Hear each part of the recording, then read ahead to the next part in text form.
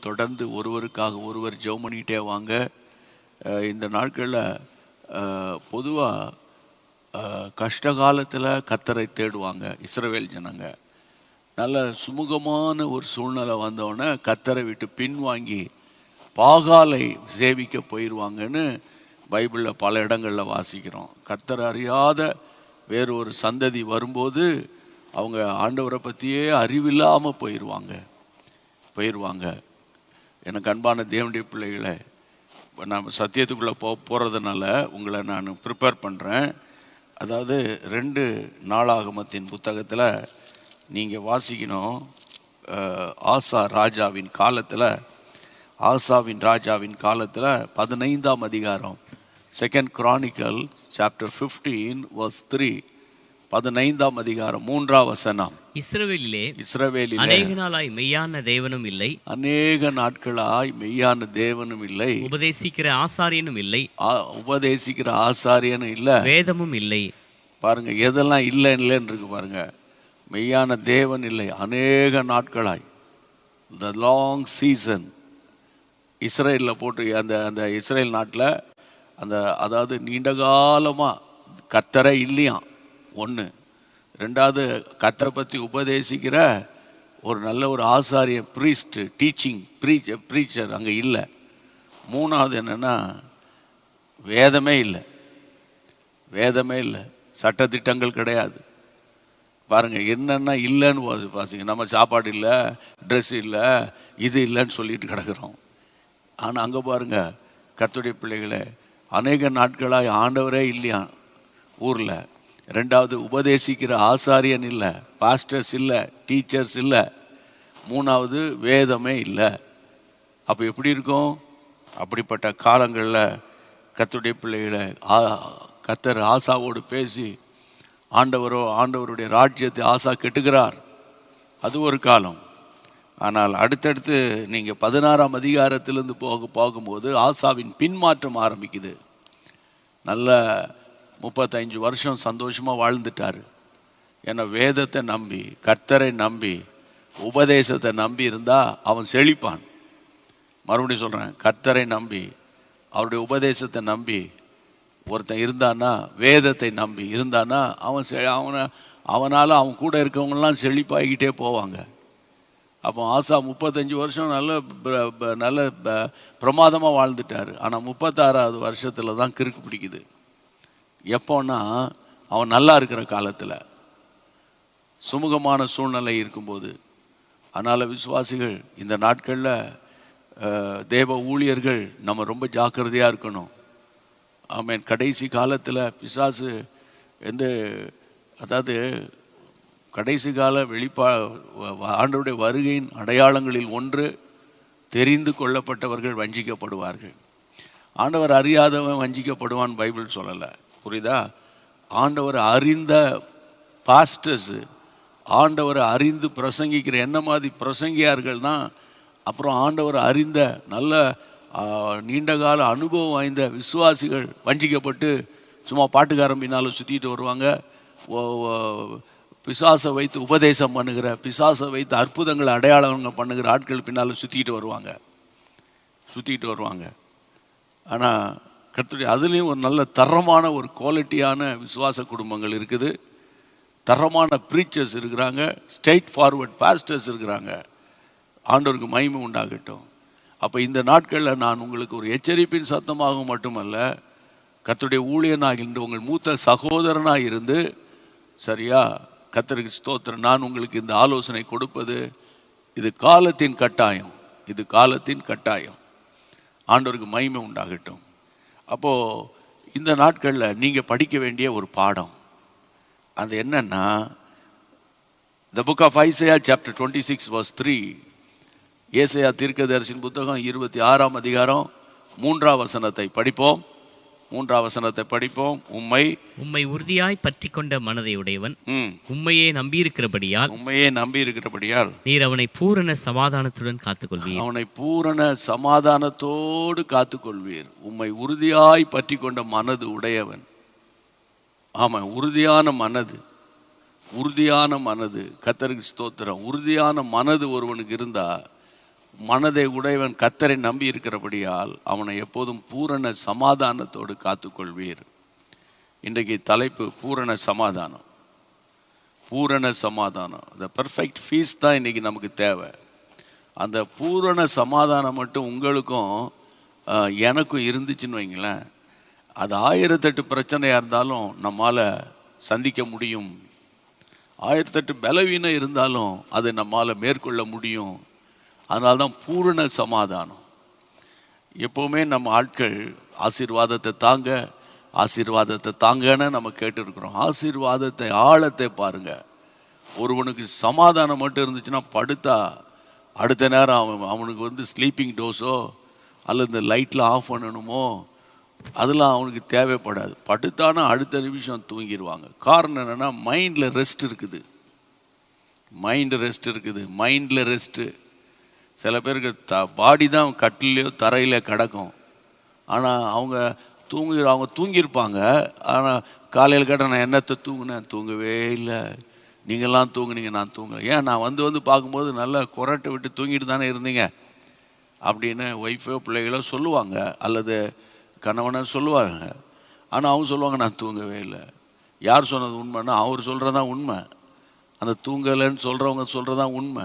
காரணம் என்னன்னு கேட்டால் அவங்க மைண்டு அப்செட் ஆகிருக்கு. மைண்டில் வந்து டெலிவரன்ஸ் இல்லை, மைண்டில் வந்து ஒரு ரிலாக்ஸேஷன் இல்லை, மைண்டு வந்து ஃப்ரீயாக இல்லை. அதனால தான் அவங்களுக்கு வந்து தூங்கியும் தூங்காத மாதிரி இருக்குது. அப்போது இன்றைக்கி கர்த்தருடைய பிள்ளைகளை, நம்முடைய கிறிஸ்தவ மார்க்கத்தினுடைய மேன்மையான ஒரு ஆசீர்வாதம் என்னன்னு கேட்டால் பூரண சமாதானம். ஒரு அரைகுறை சமாதானம் 50%, 70%, 95% கிடையாது. பூரண சமாதானம். நீங்கள் நினைக்கிறீங்க பணம் வந்துருச்சுன்னா எல்லாம் செட்டில் ஆயிரும், கல்யாணத்தை முடிச்சிடுவேன், கடனை முடிச்சிடுவேன், அதை முடிச்சிடுவேன், இதை முடிச்சிடுவேன். கடைசியில் எல்லாத்தையும் முடித்த பிறகு கூட சமாதானம் இருக்கா அவங்களுக்கு? ஆமாம், இல்லை இல்லை இல்லை இல்லை திரும்பியும் கொஞ்சம் கடன் வாங்கலான்னு பார்க்குறேன். பணம் ஒருத்தனை திருப்திப்படுத்தாது. பணம் இல்லாதவங்க அப்படி தான் இருக்காங்க. பணம் இல்லாதவங்க கூட கொஞ்சம் படுத்தா தூங்கிடுவான். பணம் இருக்கிறவன் தான் பெரிய போராட்டம். அது கொஞ்சம் பணத்தை வச்சுட்டு அப்பா அம்மாவை என்ன பந்தா காட்டுறானுங்க. புரியுதா உங்களுக்கு? சில பேர் வந்து ஒய்ஃபு பணத்தை வச்சுட்டு இவன் பந்தா காட்டுவான். புரியுதா உங்களுக்கு? மாமியார் பணத்தை வச்சுட்டு சிலர் பந்தா காட்டுற ஆள்லாம் இருக்கிறான். அப்போ இன்றைக்கி நான் பாரத்தோடு உங்களோடு கூட பேசுகிற காரியம் என்னன்னு கேட்டால், ஆண்டவர் தான் நமக்கு சமாதான பிரபு. ஆமேன். அவர் சமாதான காரணர். சரி, என்னுடைய சமாதானத்தை உனக்கு தருகிறேன் என்று சொன்னவர். கர்த்தருடைய பிள்ளைகளை, நீங்கள் வந்து எபிரேய பாஷையில் அந்த அந்த பூரண சமாதானத்துக்கு தான் எபிரேய மக்கள் அல்லது இஸ்ரவேல் மக்கள் சொல்லுவாங்க ஷாலோம் ஷாலோம் அப்படிம்பாங்க. அது எபிரேய பாஷையில் பூரண சமாதானம் உண்டாவதாகன்னு அர்த்தம். பூரண சமாதானம் உண்டாவதாகன்னு அர்த்தம். இல்லாவிட்டால் ரெட்டிப்பான ஆரோக்கியம் உண்டாவதாக அப்படின்னு அர்த்தமா? புரியுதா? அதனால தான் ஒருத்தர் இஸ்ரவேல் மக்கள் சந்திக்கும் போது ஷாலோம் அப்படின்னு சொல்லி வாழ்த்துறாங்க.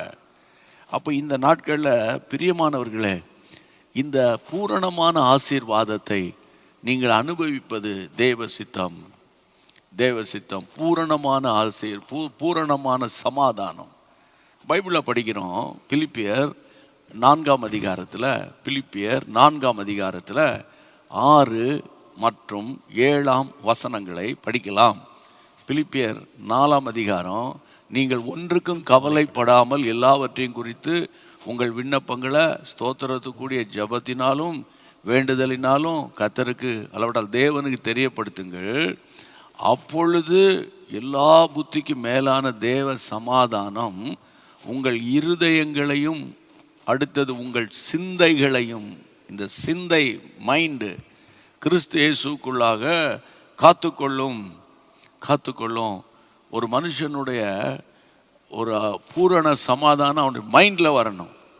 அப்போ இந்த எல்லா புத்திக்கு மேலான தேவ சமாதானம் உங்கள் இருதயத்தை சிந்தையும் கிறிஸ்து இயேசுக்குள்ளாக காத்துக்கொள்ளும் அப்படின்னு இந்த வசனத்தில் படிக்கும்போது, கர்த்தருடைய பிள்ளைகளை, உங்கள் எல்லா ஜெபங்களுக்கும் நீங்கள் விரும்பின வண்ணம் உங்களுக்கு பதில இந்த வசனத்தில் இல்லை.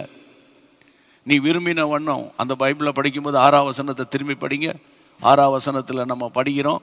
6வது வசனத்தை திரும்ப, நீங்கள் ஒன்றுக்கு கவலைப்படாமல் எல்லாவற்றையும் குறித்து ஸ்தோத்திரத்தோடு ஜெபத்தினால் வேண்டுதலினாலும் தேவனுக்கு தெரியப்படுத்துங்க. அப்படின்னா என்ன அர்த்தம்? ஜெபத்தில் தெரியப்படுத்துங்க அப்படின்னு சொல்லிட்டு 7ஆம் வசனத்தில் என்ன சொல்லப்படுகிறது என்று கேட்டால், அப்பொழுது எல்லா புத்திக்கும் மேலான தேவ சமாதானம் உங்கள் இருதயங்களையும் உங்கள் சிந்தைகளையும் கிறிஸ்து இயேசுவுக்குள்ளாக காத்துக்கொள்ளும். ஆமா, இந்த வசனத்தை நீங்க படிச்சீங்கன்னா நீ விரும்புகிறவன்னா உனக்கு ஆசீர்வாதம் வரும்னு அந்த பைபிள் சொல்லலை. ஆனால் அங்கு ஒரு காரியம் பைபிளில் சொல்லப்பட்டிருக்குது. அதுதான் உங்கள் சிந்தை கிறிஸ்து இயேசுவுக்குள்ளாக காத்துக்கொள்ளும். சிந்தை கிறிஸ்துவுக்குள் நம்முடைய சிந்தை ஆளுகை செய்யப்படும். சிந்தை தான் ரொம்ப முக்கியம். இந்த சிந்தையை கிறிஸ்து ஆளுகை பண்ணிட்டார்னா நம்முடைய ஜபங்களுக்கு, சில ஜபங்களுக்கு பதில் வரலனாலும், உதாரணத்துக்கு நீங்கள் ஒரு பலவீனமாக இருக்கிறீங்க, அதை பற்றி இப்போ டாக்டர்ஸ் ரிப்போர்ட் இப்படி இருக்கும், அந்த ரிப்போர்ட் இப்படி இருக்குன்னு வச்சுக்கோங்க. ஆனால் அவங்க மைண்டில் ஒரு அமைதியான தன்மை இருக்கும்போது நீங்கள் கர்த்தரை சார்ந்து இருக்கிறீங்கன்னு அர்த்தம். உங்கள் போராட்டங்கள் பிரச்சனைகள் வரும்போது கர்த்தருடைய பிள்ளைகளை அந்த பதட்டம் இல்லாமல் நீங்கள் உங்கள் மைண்டில் ஒரு கிளியராக இருக்குது அப்படின்னா நீங்கள் கிறிஸ்துவை சார்ந்து இருக்கிறீங்கன்னு அர்த்தம். அப்போ இந்த பிலிப்பியர் 4ஆம் அதிகாரம் 6-7 வசனங்களின்படி கர்த்தர் உன்னை ஆசீர்வதிப்பார் அங்கே இல்லை. உன் ஜபத்துக்கெல்லாம் பதில் வந்துடணும்னு அங்கே சொல்லப்படலை. ஆனால் ஒன்று அங்கே சொல்லப்படுகிறது, சிந்தையை காத்து கொள்ளுகிற கிறிஸ்து. மறுபடியும் சொல்கிறேன், சிந்தையை காத்து கொள்ளுகிற கிறிஸ்து. சொல்லுங்க, சிந்தையை காத்து கொள்ளுகிற கிறிஸ்து. ஆண்டவருக்கு மகிமை உண்டாகட்டும். அந்த காட்ஸ் மைண்டு தான் எனக்கு ரொம்ப முக்கியம். ஆண்டவர் உங்கள் மேலேயும் என் மேலேயும் ஒரு சரியான ஒரு மனது ஆண்டவருக்கு இருக்குது. ஆமாம், இன்னைக்கு ஊழியர்களோடு நான் பேசும்போது சில காரியத்தை கர்த்தர் சொன்னார், அதை உணர்த்தினார். அதை நான் இன்றைக்கி உங்களோடு திரும்ப அதை நான் உங்களுக்கு ஞாபகப்படுத்தினா உங்களுக்கும் அது பிரயோஜனமாக இருக்கும்ல. கர்த்தருடைய பிள்ளைகளே, 1 சாமுவேலின் புத்தகம் 15ஆம் அதிகாரம் 1 சாமுவேல் சாப்டர் 15ல் verse 2 படிங்க பார்ப்போம். சேனைகளின் கர்த்தர் சொல்லுகிறது என்னவென்றால், இஸ்ரவேலர் எகிப்திலிருந்து வந்தபோது அமலேக்கு அவர்களுக்கு வழிமறித்த செய்கையை மனதிலே வைத்திருக்கிறேன். அடுத்தது, இப்பொழுதும் நீ போய் அமலேக்கை மடங்கடித்து அவனுக்கு உண்டான எல்லாவற்றையும் நீ சங்கரித்து அவன் மேல் இரக்கம் வைக்காமல் புருஷரையும் ஸ்திரீகளையும் பிள்ளைகளையும் குழந்தைகளையும் மாடுகளையும் ஆடுகளையும் ஒட்டகங்களையும் கழுதைகளையும் கொன்று போட கடவாய் என்கிறார் ஆண்டவர். இந்த 2ஆம் வசனத்துல படிக்கணும், ரொம்ப முக்கியம். காட்ஸ் மைண்ட் அந்த இடத்துல இருக்கு. கர்த்தருடைய மனது என்ன அப்படின்னா, கர்த்தர் சொல்லுகிறது என்னவென்றால், இஸ்ரவேலர் எகிப்திலிருந்து வந்தபோது அமலேக்கு அவர்களுக்கு வழிமறித்த அந்த செய்கையை என் மைண்டில் வச்சிருக்கிறேன். உங்களை குறித்தும் என்னை குறித்தும் ஆண்டவர் தன்னுடைய மனதில் அல்லது சிந்தையில் ஒரு காரியம் வச்சிருக்கிறாரு. என்ன காரியம் அப்படின்னா, உங்கள் வாழ்க்கையில் முன்னேற முடியாதபடி, நீங்கள் தொடர்ந்து கர்த்தருக்குள்ளே ஓட முடியாதபடி உங்களை யார் தடுக்கிறானோ அவன் தடை செய்கிறவனுக்கு பேர் தான் கர்த்தருடைய பிள்ளைகளே பைபிளில் அமிலேக்கியர் ஆவி. அதை தான் உங்கள் எல்லாருக்கும் நான் அடிக்கடி சொல்லி கொடுத்துருப்பேன் நம்புகிறேன்.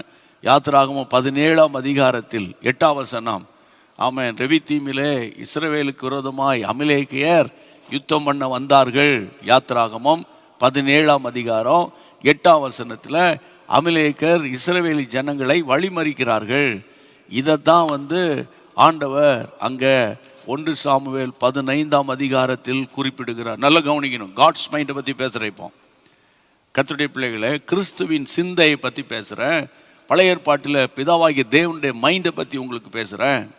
அப்போ ஆண்டவர் உங்களை குறித்தும் என்னை குறித்தும் அப்படி சொல்கிறத விட கிறிஸ்துவோடு கூட வாழுகிறவர்களை குறித்து, ஆண்டவருடைய வசனத்தை நம்புகிறவர்களை குறித்து ஆண்டவர் மைண்டில் ஒன்று வச்சிருக்கிறார். என்ன வச்சிருக்கிறார்னா, அந்த யாத்திராகமும் 17:8 இஸ்ரவேலர்கள் கானானை நோக்கி பயணம் பண்ணுறாங்க. அவங்களுக்கு யுத்தம் என்றால் என்னன்னே தெரியாது. திடீர்னு அமலேக்கர்னு ஒரு கூட்டம் அவளை வழிமறிக்குது. அப்போ இது வழிமறிக்கிற கூட்டம், அமலேக்கு கூட்டம். ஆண்டவர் அதை மனதிலேயே வச்சிட்ருக்கிறார். உபாகமத்தின் புத்தகத்துக்கு வாங்க. உபாகமத்தின் புத்தகத்தில் 25ஆம் அதிகாரம், உபாகமம் 25ஆம் அதிகாரம் 17 வாசிங்க. 25 உபாகமம் 25:17. எகிப்திலிருந்து புறப்பட்டு வருகிற வழியிலே பாருங்க, ஆண்டவர் திரும்ப அந்த இடத்துல ஞாபகப்படுத்துறார். எகிப்திலிருந்து புறப்பட்டு வருகிற வழியில அமலேக்கு தேவனுக்கு பயப்படாமல் உனக்கு எதிராக வந்து நீ இளைத்து விடாய்த்திருக்கையில் பின் வருகிற உன் பாளையத்தில் உள்ள பலவீனரை எல்லாம் வெட்டினான் என்பதை. இந்த அமலேக்கு என்ன பண்ணுவான்? கர்த்தருடைய பிள்ளைகளை, காட்ஸ் மைண்ட், கர்த்தருடைய மனதில் இருக்கிற காரியத்தை பாருங்க. ஆண்டவர் டீட்டெயிலாக சொல்றாரு. இந்த விசுவாசிகளை, ஊழியர்களை இந்த வருஷம் நம்ம எல்லாம் முன்னேறணும். ஆமாம், வியாபாரம் பண்ணுறவங்க வியாபாரத்தில் முன்னேறணும், படிக்கிற பிள்ளைங்க படிப்பில் முன்னேறணும், சுகத்தில் முன்னேறணும், இல்லை ஊழியம் பண்ணுகிற என்னை மாதிரி தேவ பிள்ளைகள் எல்லாரும் ஊழியத்தில் ஆத்தும அறுவடையில் முன்னேறணும் அப்படின்னு நம்ம இருப்போம். ஆனால் அவன் நம்முடைய முன்னேற்றத்தை தடை பண்ணுகிற ஒரு ஸ்பிரிட் இருக்குது. அதுதான் அமிலேக்கு. அமிலேக்கு ஆவி. இப்போ இந்த மாதிரி ஒரு வேத வசன வெளிச்சத்தோடு நீங்கள் ஜெபிச்சு பாருங்களேன், சாத்தானை மேற்கொள்ளும். சும்மா ஆண்டவர் முடியலப்பா, அப்படிப்பா, அப்படி கெஞ்சி கூத்தாடக்கூடாது. யார் கெஞ்சுவா? ரோட்டில் இருக்கிற பிச்சைக்காரன் தானே கெஞ்சுவா. வீட்டுக்கு இருக்கிற பிள்ளைங்க சாப்பாட்டுக்கும் துணிமணிங்க கெஞ்சுவாங்க இல்லையே. எனக்கு இது வேணும், இது வாங்கித்தாங்க அப்படின்னு உரிமையோடு கேட்பாங்க. காரணம், பெற்றோர், பிள்ளைகள். நீங்கள் ஆண்டவரோடு தகப்பன் மகன் என்ற உறவில் இருக்கணுமே தவிர அந்நியனும் பரதேசி மாதிரி தூரத்தில் இருந்துக்கிட்டு என்னை அதை தாங்க இதை தாங்கன்னு கெஞ்சி கூத்தாடின காலம் மாறிவிட்டது. ஆண்டவர் உங்களை ரட்சித்தார், உங்களை அபிஷேகம் பண்ணார், அவருடைய பிள்ளையா வைத்திருக்கிறார. சரி, இவன் வழி மறிக்கிறான். ஆண்டவர் அதே அமிலேக்கை பற்றி உபாகமத்தில் இப்போ நம்ம வாசித்தோம்ல, அந்த வசனம் 25:17 அவன் பாருங்க, அவனுடைய கேரக்டரை பாருங்க. 25:17 வாசிங்க.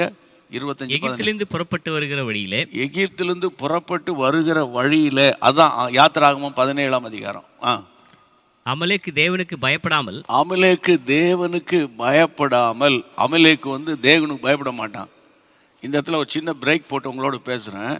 தேவனுக்கு பயப்படாமல் துணிகரமான காரியங்களை செய்கிற கிறிஸ்தவர்களுக்குள்ள இந்த அமிலேக்கு ஆவி கிரியை செய்து, தேவனுக்கு பயப்படாத ஆலயத்தில் சண்டை, ஆலயத்தில் பாலிட்டிக்ஸு, ஆலயத்தில் எலெக்ஷனு, இதெல்லாம் தேவனுக்கு பயப்படுற பயம் கிடையாது. என்ன சொல்கிறீங்க? வீடுகளில் கேவலமான காரியங்களை செய்கிறது, பிறருக்கு விரோதமாக வாட்ஸ்அப்பில் மெசேஜை ஃபார்வேர்ட் பண்ணுறது, இதெல்லாம் அந்த fear of God. There is no fear of God. கர்த்தருக்கு பயப்படுகிற பயம் கிடையாது. அமிலேக்கு கர்த்தருக்கு பயப்படாதவன் அவன் என்ன செய்வானா, அந்த வசனத்துக்கு திரும்பி அந்த வசனத்தை வாசிங்க. எகிப்திலிருந்து புறப்பட்டு வருகிற வழியில் அமிலேக்கு தேவனுக்கு பயப்படாமல் உனக்கு எதிராக வருவான். இந்த அமிலேக்கினுடைய 2வது குவாலிட்டி, உங்களுக்கு எனக்கு ஆப்பனண்ட் பார்ட்டியாகவே இருப்பான். அமிலேக்கு ஆவி உங்களுக்கு எனக்கும் எதிர்ப்பு இருந்துக்கிட்டே இருக்கும். ஆமாம், நீங்கள் தான் சொல்கிறீங்க எனக்கு ஒரு எதிர்ப்பும் இல்லை, நல்லா தான் இருக்கிறேன், தண்ணி அடிக்கிறேன், ஒய்ஃப் அடிக்கிறேன். அவனுக்கு என்ன எதிர்ப்பு? அவன் கேட்டகரியில் இருக்கல, உனக்கு எங்கே எதிர்ப்பு வரும்? நான் பேசுகிற ஆட்களெல்லாம் ஆத்துமாக்கள் ஆதாயம் பண்ணுறவங்க, ஜெபிக்கிறவங்க, கர்த்தரோடு இருக்கிறவங்க, மேக்சிமம் தேவனுக்காக வாழணும், அந்த டெடிக்கேட்டட் லைஃப்பில் இருக்கிறவங்களுக்கு தான் ஆப்போனண்ட் பார்ட்டி தெரியுமே தவிர, புரியுதா, மற்றவனுக்கெல்லாம் அது தெரியாது. அப்போ இந்த நாட்களில் உனக்கு எதிராக வாசிங்க, நீ இளைத்து விடாய்த்திருக்கும் போது பின் வருகிற உன் பாளையத்தில் உள்ள பலவீனரெல்லாம் வெட்டினான். பாருங்க, எப்போ வருவான்னா, நம்ம ரொம்ப டயர்டாக போய் சரி வாக்குத்தத்த ஸ்டிக்கரு, வாக்குத்தத்த கேலண்டரு எல்லாத்தையும் நம்ம வாங்கிட்டோம்.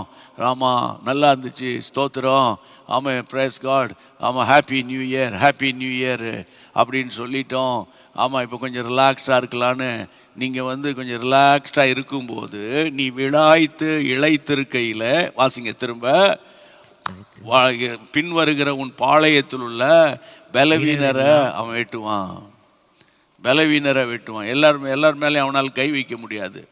யார் ஸ்பிரிச்சுவலி டவுனோ அவனை வெட்டுவான், யார் ப்ரேயர் லைஃப்பில் டவுனோ அவனை வெட்டுவான், யார் பைபிள் ரீடிங்கே இல்லையோ அவனை வெட்டுவான், யாருக்குள்ளே பரிசுத்த எண்ணங்கள் இல்லையோ அவனை வெட்டுவான். புரியுதா? யார் ஆவிக்குள்ளே நிரம்பி ஜெபிக்க முடியலையோ அவனை வெட்டுவான். சும்மா சில பேர் படுத்து கிடந்து அப்படியே டிவி பார்த்துக்கிட்டு இருப்பாங்க. பாஸ்டர் அவங்க பேசுகிறத நீங்கள் பார்க்கறதுக்காக இல்லை, வாயை திறந்து ஜெபிக்கணும், வசனத்தை ப்ரனௌன்ஸ் பண்ணணும். ஆமேன். வசனத்தை ப்ரனௌன்ஸ் பண்ணி அந்த வசனத்தை உள்வாங்கி அந்த வசனத்தினால உண்டாகிற ஒரு எழுப்புதல் உங்களுக்குள்ள வருகிற வரைக்கும் அந்த அமலேக்கு உங்களோடு கூட போராடுவான். நீ விடாய்த்திருக்கையில் அவன் உள்ள நம்மளை என்ன பண்ணுவான்னா, பலவீனரை பாளையத்தில், அந்த வசனத்தை திரும்பி படிங்க, அந்த வசனத்தை இன்னொருக்க படிங்க. நீ இளைத்து விடாய்த்திருக்கையில் பின்வருகிற உன் பாளையத்தில் உள்ள பலவீனரெல்லாம் வெற்றினான் என்பதை நினைத்திரு. அவன் பாளையத்தில் இருக்கிற 100% எல்லாரையும் க்ளோஸ் பண்ணிட்டான்னு சொல்லலை. யார் யார் பலவீனர், அதான் இப்போ சொன்னேன் வசனத்தில், அபிஷேகத்தில், கிருபையில், பரிசுத்தத்தில், கர்த்தருக்கு பயப்படுகிற பயத்தில் யாரெல்லாம் பின்வாங்கி கிடக்கிறாங்களோ அவர்களை இவன் வெட்டுவது எளிதான காரியம். ஆனால் ஒரு காலத்தில் பிரகாசித்தும் பரம ஈவை ருசி பார்த்தும் பரிசுத்தாவின் அபிஷேகத்தை பெற்றோம். இன்னைக்கு பின்வாங்கி போன ஒரு கூட்டம் இருக்கிறது. எப்போ பார்த்தாலும் செழிப்பு செழிப்பு செழிப்பு. எவ்வளோ நேரம் சாப்பிட முடியும் சும்மா? அதுக்குன்னு ஓரளவுக்கு சாப்பிட்டோன்னா சுகர் லெவல் கூடுதா இல்லையா, ஃபேட் கூடுதா இல்லையா, புரோட்டீன் கூடுதா இல்லையா? அப்போ எப்போ பார்த்தாலும் செழிப்பின் உபதேசங்களை கேட்குறத ஸ்டாப் பண்ணுங்க, ஸ்டாப் பண்ணுங்க. ஏற்கனவே தேவன் கிருபையா நம்ம வைத்திருக்கிறார். ஆமென். நான் என்ன சொல்றேன், செழிப்பை தருகிற தேவன்ல தேவனோடு நடக்கிற, அதான் தேவனோடு நடக்கிற, தேவனோடு பேசுகிற கிருபை நமக்கு வேணும். அவருடைய சத்தம் நமக்கு கேட்கணும். ஒவ்வொரு நாளும் அழிந்து போகிற ஆத்துமாக்களுக்காய் பாரத்தோடு நம்ம ஜெபிக்கணும். சரியா? உங்கள் வீட்டில் ஒருத்தராவது ரட்சிக்கப்படாமல் போயிடக்கூடாது. கடைசி வரைக்கும் போராடணும், போராடணும். உங்கள் வீடு இந்த வருஷம் ஒரு ஜெயமுள்ள ஒரு வீடு. புரியுதா உங்களுக்கு? உங்கள் வீடு ஒரு விக்டோரியஸ் ஹவுஸ் அல்லது விக்டோரியஸ் ஹோம் அப்படின்னு ஒரு போர்டை போட்டு விசுவாசத்தோடு, அல்லது ஃபெய்த் ஹோம் அப்படின்னு போர்டு போட்டு விசுவாசத்தோட உங்கள் வீட்டுக்குள்ளே சந்தோஷமான காரியங்களை செய்யணும். அதனால் அமிலேக்கினுடைய அந்த காட்ஸ் மைண்டை பாருங்கள். அதுக்கு தான் இவ்வளோ டீட்டெயிலாக அவங்களோட நான் பேசுகிறேன். இந்த கர்த்தருடைய நாமத்தினால கர்த்தருடைய பிள்ளைகளை இந்த நாட்களில் உம்மை உறுதியாய் பற்றி கொண்ட மனதை உடையவன், உறுதியான மனது, the strong mind of God. கர்த்தருக்குள்ளே ஒருத்தனுக்கு ஸ்ட்ராங் மைண்ட் இருந்துச்சுன்னா அவன் எல்லாவற்றையும் ஜெயிப்பான். அப்போ இப்போ நம்ம எல்லாம் ஜெபிப்போம், எல்லாரும் இயேசுவின் நாமத்தினால் அப்படியே ஒருமனப்பட்டு. யார் யார் ட்ராவலில் செய்தி கேட்குறீங்களான்னு தெரியல, அல்லவட்டால் வீடுகளிலிருந்து செய்தி கேட்கல தெரியல, ஆன்லைனில் கேட்டுட்ருக்கீங்களா தெரியல, அல்லது டிவியில் கனெக்ட் பண்ணி பார்க்குறீங்களான்னு எனக்கு தெரியல, அல்லது சில சேனல்ஸ் நம்ம அதிசயம் டிவி, ஷம்மா டிவி போன்ற சேனல்களில் நீங்கள் கனெக்ட் பண்ணியிருக்கீங்களா தெரியல. எந்த இதில் கனெக்ட் பண்ணியிருந்தாலும் அப்படியே கண்ணை மூடி, ஆண்டவரே என்னுடைய சிந்தை ஆமென் ஜப சிந்தையாய் மாறட்டும், கிறிஸ்துவின் சிந்தையாய் மாறட்டும். என் சிந்தையில் ஒரு பூரணமான ஒரு சமாதானம் வரணும் ஆண்டவரே. என் பிள்ளைகளை நினைக்கும் போது எனக்கு சமாதானம் வரணும். என் புருஷனை நினைக்கும் போது எனக்கு சமாதானம் வரணும். என் ஒய்ஃபை, என் மனைவியை நான் நினைச்சாலே எனக்கு சமாதானம் வரணும். ஆண்டவர் என்னை குறித்து நான் நினைச்சாலே எனக்கு ஒரு சமாதானம் வரணும். அப்படிப்பட்ட ஒரு சமாதானத்தின் தேவன் எனக்கு நீர் உதவி செய்ய வல்லவராக இருக்கிறீர் ஆண்டவரே. இந்த நாட்களில் வருஷத்தின் ஆரம்ப வாரங்களில் இருக்கிறோம் ஆண்டவரே. எங்களுடைய சிந்தையை சத்துரு திருடாதபடிக்கு ஆண்டவரே எங்கள் சிந்தை எப்பொழுதுமே கிறிஸ்துவின் சிந்தையாக இருக்கத்தக்கதாக ஆண்டவரே நீர் உதவி செய்யணும் ஆண்டவரே. பூரண சமாதானத்துக்கு சிந்தை ரொம்ப முக்கியம். பூரண சமாதானத்துக்கு சிந்தை ரொம்ப முக்கியம். எங்கள் சிந்தையை ஆளுகிற, ஹல்லேலூயா, எங்கள் சிந்தைகளை அடக்குகிற கிருபையை எனக்கு தாரும். கைகளை உயர்த்தி எனக்கு தாரும், எனக்கு தாரும் சொல்லுங்க. எனக்கு தாரும், என் சிந்தையை ஆளுகிற கிருபை எனக்கு தாரும் ஆண்டவரே. உம்முடைய கைகளில் ஒப்பு கொடுத்து ஜெபிக்கிறேன் ஆண்டவரே. உமக்கு ஸ்தோத்திரம் ஸ்தோத்திரம் ஸ்தோத்திரம் ஸ்தோத்திரம் ஸ்தோத்திரம் ஸ்தோத்திரம். ஓ பாபா கபா ரகபா. கஷ்டங்களோ போராட்டங்களோ வியாதிகளோ உங்கள் சிந்தையில் ஒரு சமாதானம் இருந்துச்சுன்னா போதும். கர்த்தருடைய பிள்ளைகளை, you will have victory in the name of Jesus. You will have good success in the name of Jesus. கர்த்தருக்கு ஸ்தோத்திரம், கர்த்தருக்கு ஸ்தோத்திரம். சிந்தையை கட்டி வைத்திருக்கிற பொல்லாத பலவானே, உன்னுடைய கிரியைகளை நாங்கள் அழிக்கிறோம். கர்த்தருடைய நாமம் பலத்த துருகம். நீதிமான் ஓடி சுகமாயிருப்பான். இந்த நாட்களில் ஒவ்வொருவருக்குள்ள ஜப சிந்தை உண்டாகட்டும் ஆண்டவர். ஜெய சிந்தை, ஜெயிக்கணுங்கிற ஒரு சிந்தை உண்டாகட்டும். துதிக்கணுங்கிற ஒரு சிந்தை உண்டாகட்டும். கர்த்தர் அப்படியே நீர் செய்து தம்முடைய நாமத்தை மகிமைப்படுத்துகிறீர். கரங்களை தட்டி ஸ்தோத்தரித்து நாங்க இங்கிருந்து பாடும்போது நீங்களும் கண்ணை மூடி ஆவிக்குள்ளாக நிரம்பி பாடுங்க. அவர் அன்பின் அபிஷேகத்தால் என்னை நிரப்பி நடத்துகின்றார். அவர் அன்பின் அபிஷேகத்தால் என்னை நிரப்பி நடத்துகின்றார். சாத்தானின் வலிமை வெல்ல, சாத்தானின் வலிமை வெல்ல அதிகாரம் எனக்கு தந்தார், அதிகாரம் எனக்கு தந்தார். விடுதலை நாயகன், கரங்களை தட்டி பாடுவோம். வெற்றியை தருகிறார், எனக்குள்ளே இருக்கிறார். என்ன ஆனந்தம்! விடுதலை நாயகன் வெற்றியை தருகிறார், எனக்குள்ளே இருக்கிறார். என்ன ஆனந்தம்! ஒவ்வொரு நாளும் இந்த வாக்குத்தத்தத்தை சொல்லி சொல்லி சொல்லி ஆண்டவரே உம்முடைய சிந்தையாய், வசனம் என்னுடைய சிந்தையாய் மாறட்டும், வசனம் என் சிந்தையாய் மாறட்டும், ஜெபம் என் சிந்தையாய் மாறட்டும். ஒரு குட் ஆட்டிடியூட் எனக்கு தாங்க ஆண்டவரே, குட் கேரக்டர் எனக்கு தாங்க ஆண்டவரே. ஆண்டவரே ஆண்டவரே உமக்கு ஸ்தோத்திரம். நான் உம்மோடு நெருங்கி வாழக்கூடிய கிருபை எனக்கு தாங்க ஆண்டவரே. எப்போ பார்த்தாலும் பைபிள் படிக்கணும், எப்போ பார்த்தாலும் பைபிளை தியானிக்கணும், ஜெபம் பண்ணணும். வேலை எப்போவும் தான் இருக்கும், நல்லா கவனிங்க, வேலை இருக்கும். நீங்கள் ஸ்கூல் டீச்சரோ நர்ஸோ அல்லது வேறு எந்த தொழில் வியாபாரம் செய்கிற ஆட்கள் படிக்கிறாங்க, doctors, engineers, what ever it is maybe, யாராக இருக்கலாம், யாராக நீங்கள் இருக்கலாம். ஆனால் கர்த்தருடைய பிள்ளைகளை whoever மேபி யாராக இருக்கலாம், ஆனால் தேவனுடைய சிந்தையை காத்துக்கொள்ளணும். உங்கள் சிந்தையை காத்துக்கொள்ளணும். உங்கள் சிந்தைக்கு விரோதமாய் போராடுகிற எதிர் வல்லமையை இயேசுவின் நாமத்தினால் எல்லாம் கைகளை உயர்த்தி, என் சிந்தைக்கு விரோதமாய், ஆமை தேவ சிந்தைக்கு விரோதமாய், தேவ சித்தத்துக்கு விரோதமாய் போராடுகிற பொல்லாத பலவானை கடிந்து கொள்ளுகிறோம். ஒவ்வொருடைய சிந்தையும் தேவ சிந்தையாய் மாறட்டும். சுவிசேஷ பாரம் கொள்ளட்டும். சுவிசேஷ பாரம் எழுப்புதல், தேசத்தை குறித்து எழுப்புதல், வாலிபர்களை குறித்த ஒரு பாரம் உண்டாகட்டும், குடும்பங்களை குறித்த ஒரு பாரம் உண்டாகட்டும், மன விருப்பங்களை நிறைவேறட்டும். கடந்த காலத்தில் சோர்ந்து போனாங்க, அபிஷேகத்தில் நிரம்ப முடியல, பல போராட்டங்களை சந்தித்த பிள்ளைகளை கர்த்தர் உருவாக்கி இந்த நாட்களில் மறுபடியும் கர்த்தர் ஒரு புதிய எண்ணெய் அபிஷேக தைலத்தை ஊற்றுகிறதற்காக மறுபடியும் கரங்களை தட்டி ஸ்தோத்திரம் பண்ணி பாடுங்க. ஆமென். செங்கடலை கடந்து செல்வேன், யோர்தானை மிதித்து நடப்பேன். செங்கடலை கடந்து செல்வேன், யோர்தானை மிதித்து நடப்பேன். எரிகோவை சுற்றி வருவேன், எரிகோவை சுற்றி வருவேன். எக்காலம் ஊதி ஜெயிப்பேன், எக்காலம் ஊதி ஜெயிப்பேன். விடுதலை நாயகன் வெற்றியை தருகிறார், எனக்குள்ளே இருக்கிறார். என்ன ஆனந்தம்! விடுதலை நாயகன் வெற்றியை தருகிறார், எனக்குள்ளே இருக்கிறார்.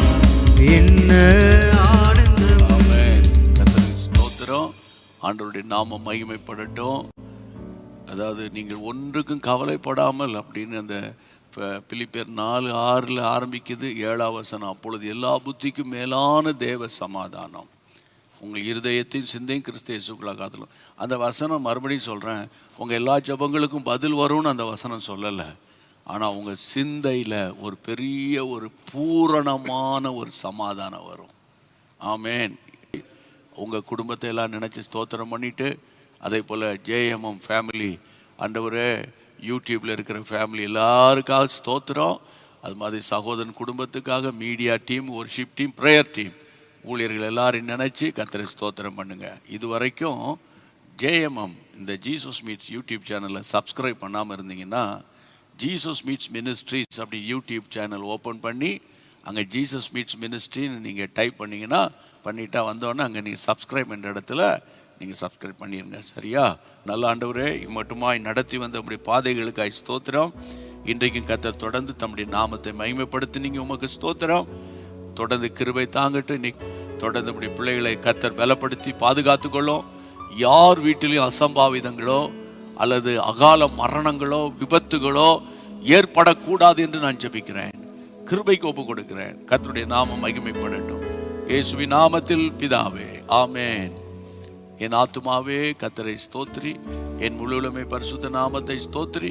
என் ஆத்துமாவே கர்த்தரை ஸ்தோத்திரி. கர்த்தர் செய்த சகல உபகாரங்களை மறவாதே. ஆமென். தேங்க்யூ. Praise God.